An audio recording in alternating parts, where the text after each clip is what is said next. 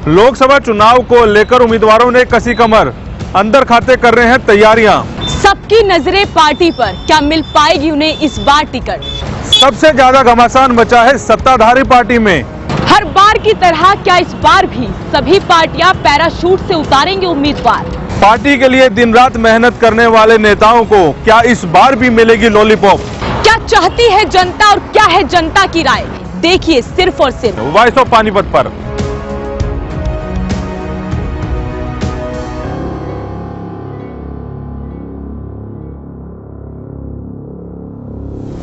Subscribe to my channel Voice of Panipat and also press this bell icons. Never miss any new updates. नमस्कार, मैं हूं कुलवंत सिंह और आप देख रहे हैं वॉइस ऑफ पानीपत। जनता की राय, जनता की राय कार्यक्रम के तहत आज हम आपके सामने फिर पेश हुए हैं। हम लगातार बात कर रहे हैं करनाल लोकसभा सीट की। ये सीट प्रदेश की सबसे वीआईपी सीट मानी जाती है। इसी चक्कर में दो केंद्रीय मंत्रियों के साथ साथ प्रदेश के कद्दावर नेता की नज़र भी इसी सीट पर है। दोनों नेता इस सीट से चुनाव लड़ने की इच्छा जता रहे हैं। पानीपत में भी दो नाम सुर्खियों में चल रहे हैं। देखिए ये रिपोर्ट। भाजपा और हजका ने प्रदेश में सरकार बनाने के लिए गठबंधन तो किया था, लेकिन वो सिरे नहीं चढ़ पाया। लोकसभा चुनाव के दौरान भाजपा 8 सीटों पर और हजका 2 सीटों पर चुनाव लड़ी थी, लेकिन हजका दोनों सीटें हार गई। भाजपा ने 7 सीटों पर जीत दर्ज करवाई। उसके बाद भाजपा ने हजका से गठबंधन तोड़ दिया।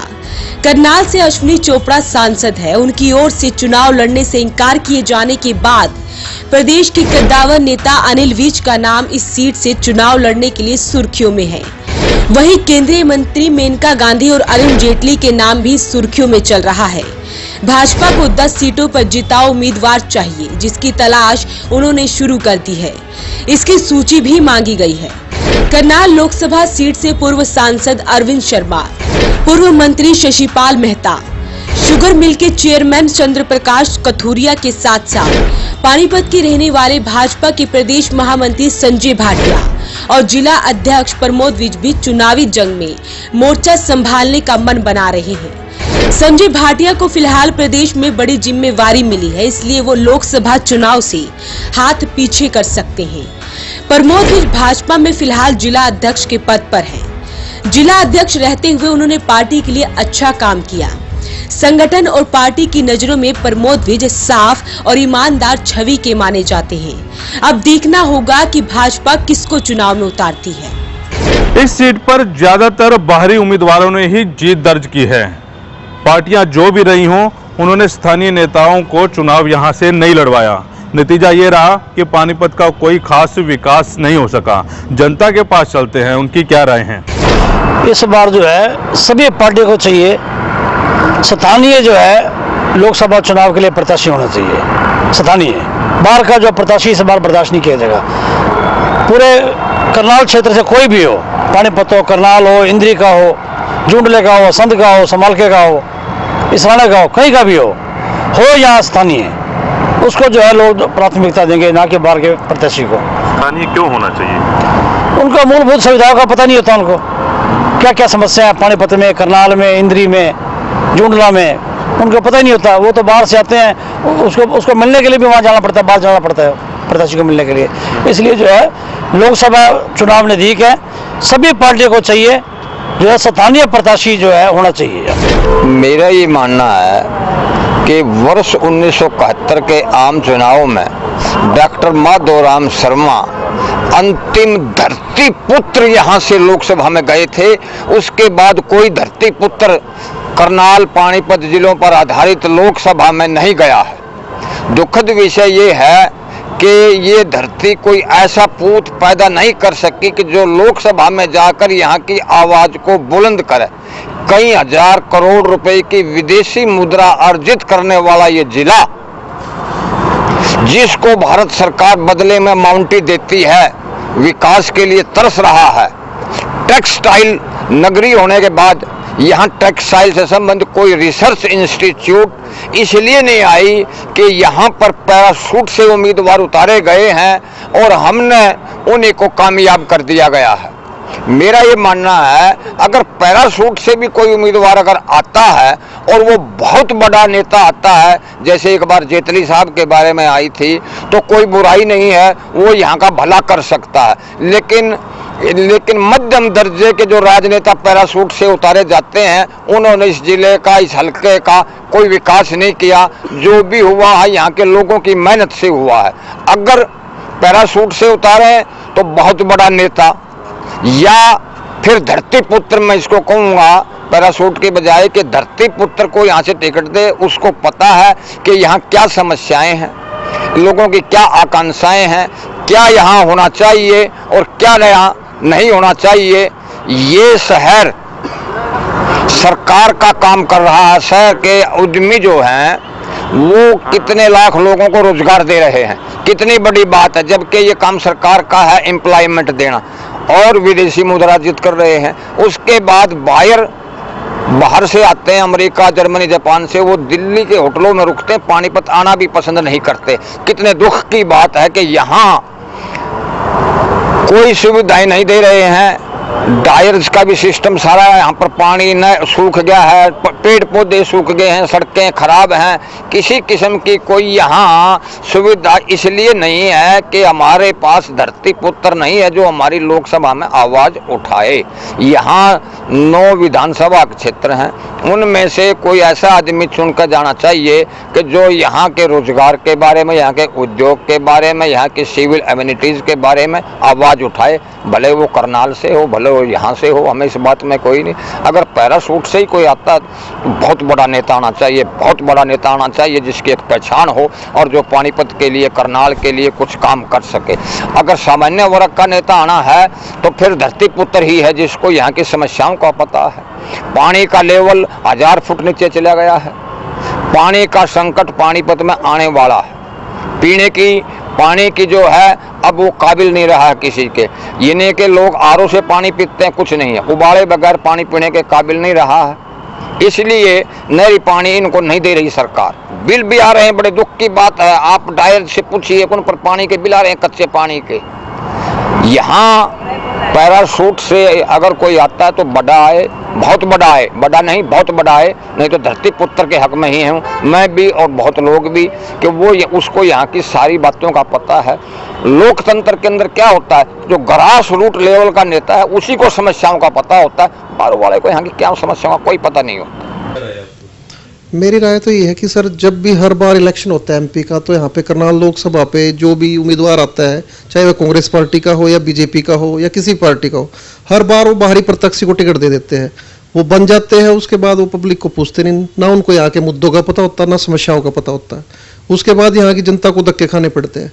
तो मेरी तो राय ये है कि यहाँ पे अब की बार जो भी सभी पार्टियों का जो उम्मीदवार होना चाहिए वो लोकल होना चाहिए, यहाँ का उम्मीदवार होना चाहिए, पानीपत का हो या करनाल का हो, जो यहाँ की समस्याओं को जानता हो और यहाँ के लोगों की दुख दर्द को समझ सके।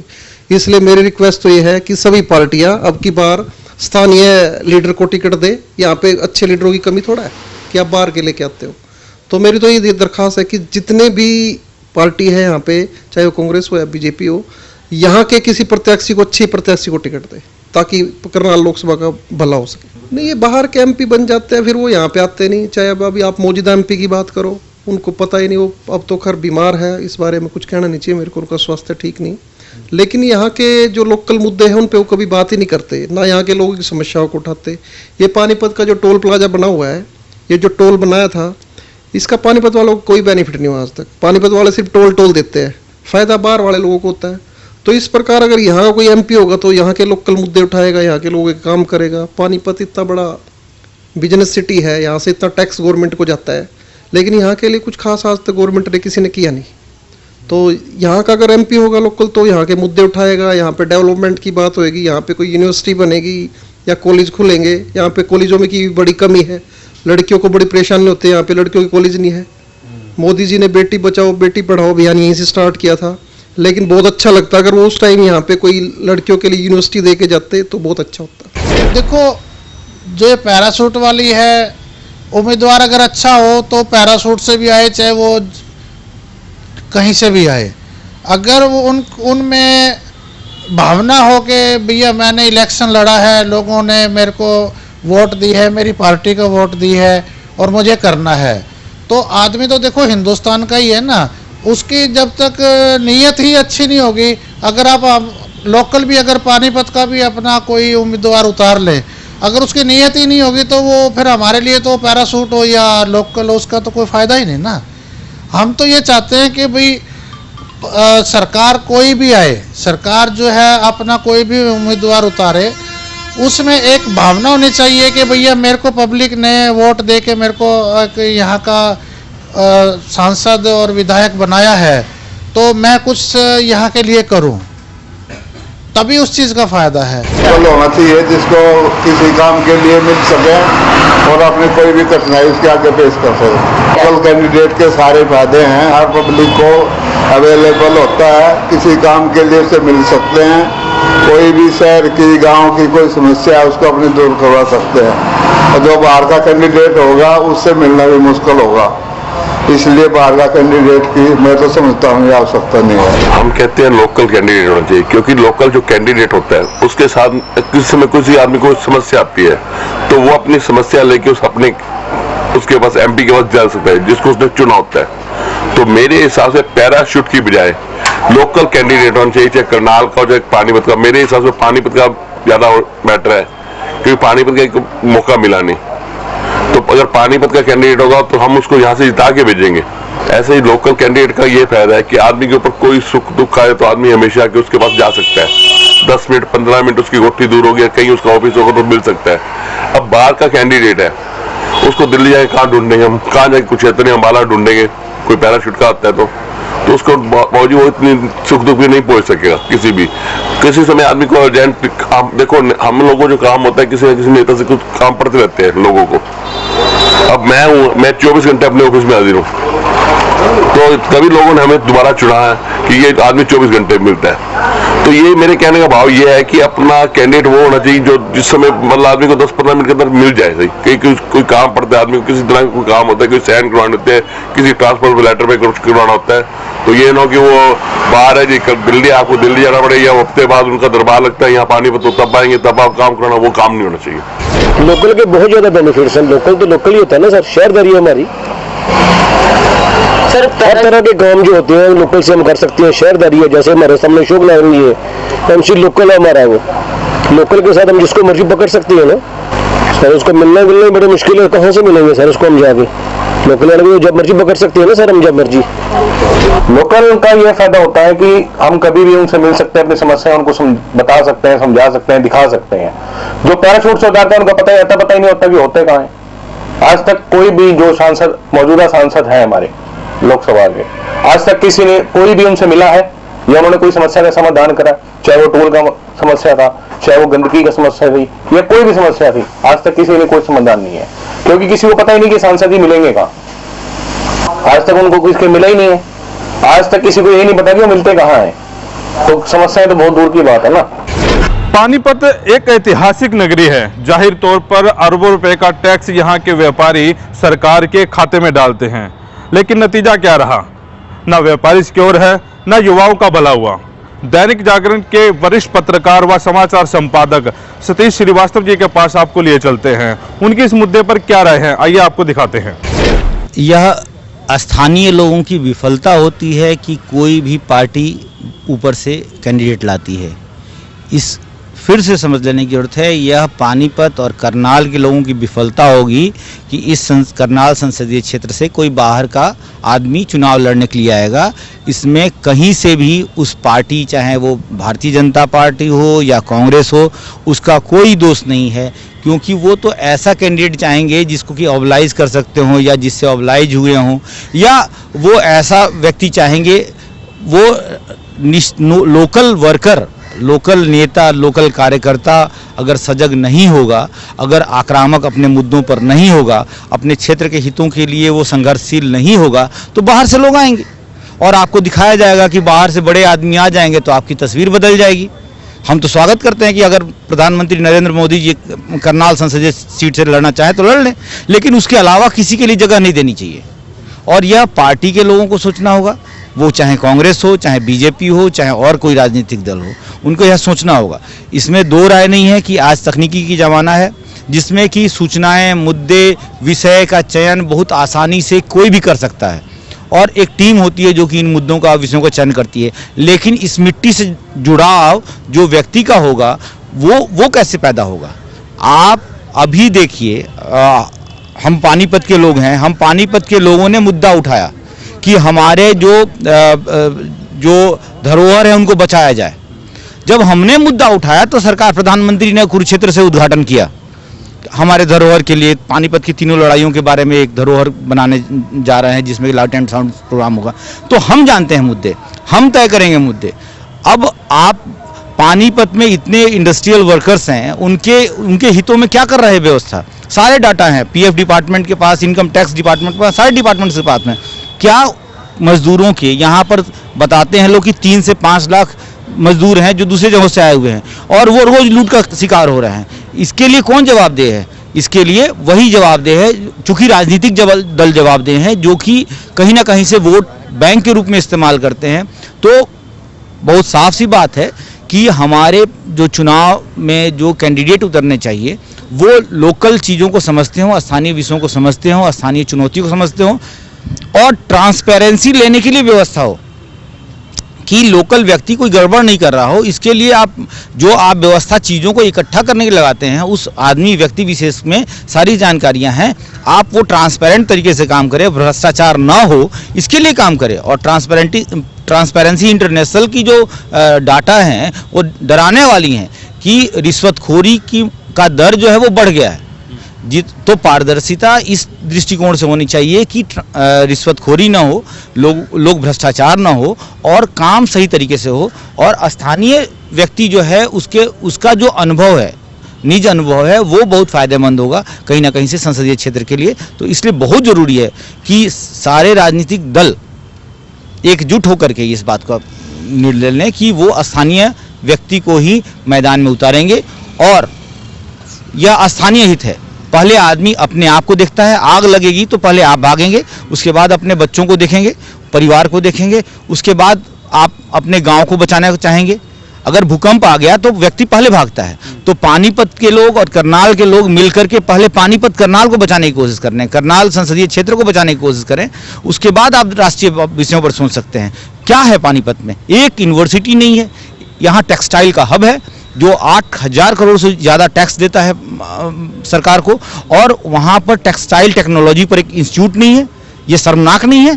यहाँ के, चूंकि यहाँ पर ऐसे सांसद हैं जिनको कि यहाँ से कोई मतलब नहीं है, इसलिए यहाँ पर विकास नहीं हो रहा है। आपने क्या टेक्निकल एजुकेशन के लिए दिया है लोगों को? सारे लोग बाहर जाकर पढ़ के आ रहे हैं, बाहर के, तो यहाँ के लोगों को रोजगार नहीं मिल रहा है। यहाँ के उद्योगों में आप देखेंगे कि यहाँ के लोग यहाँ के उद्योगों में रोजगार नहीं कर रहे हैं, दूसरे प्रदेशों से लोग आकर के रोजगार कर रहे हैं और उनके हितों की भी रक्षा नहीं हो रही है। जो लोग टेक्निकली जानकार हैं वो यहाँ लूट खसोट के शिकार हो रहे हैं। तो आपको व्यवस्था अच्छी देनी चाहिए और इस सोच वाला हमें जनप्रतिनिधि चाहिए। फिलहाल इस कार्यक्रम में इतना ही। पत्रकारों की सुनी, समाज सेवियों की सुनी और जनता की राय भी आपने सुनी। कैलकुलेशन जो है सिर्फ आपने ही निकालना है। उम्मीदवार लोकल होना चाहिए या पैराशूट से उतरा हुआ। अगर जो पैराशूट से भी उतरा हुआ हो तो वो पानीपत और करनाल का विकास कार्य तो कम से कम करवा सके। फिलहाल इतना ही, मुझे दीजिए इजाजत। नमस्कार। Prayag International School Panipat provides a conducive learning environment, transforming pedagogical practices where learning takes place beyond the classroom, fostering values and acquiring life skills, opening a gateway to a bright future. Admissions are open from class pre-nursery to 10th and attractive scholarships are being offered on merit basis. Scholarship test is held on 17 March 2019 at 11 am.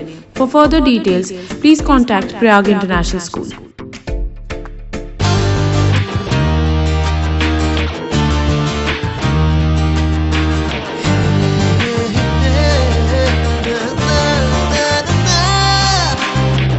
Add colors to your learning, life will be shining. You'll have a better future and you'll be smiling. Pride Sanskriti School, a better place, a better world. Pride Sanskriti School, सपनों से बेहतर कल. Pride Sanskriti School, add colors to your learning. Pride Sanskriti School, your life will be shining.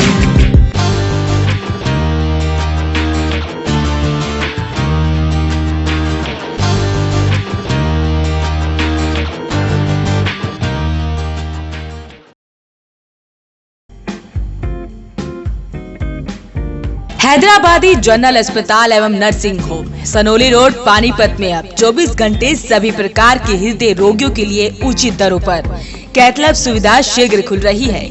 आधुनिक मशीनों द्वारा हृदय का इलाज doctor Sunil Kumar so far, super speciality DNB cardiology, भूतपूर्व हृदय रोग विशेषज्ञ मेदांता अस्पताल गुरुग्राम। संपर्क करें 9992500 368 और 369।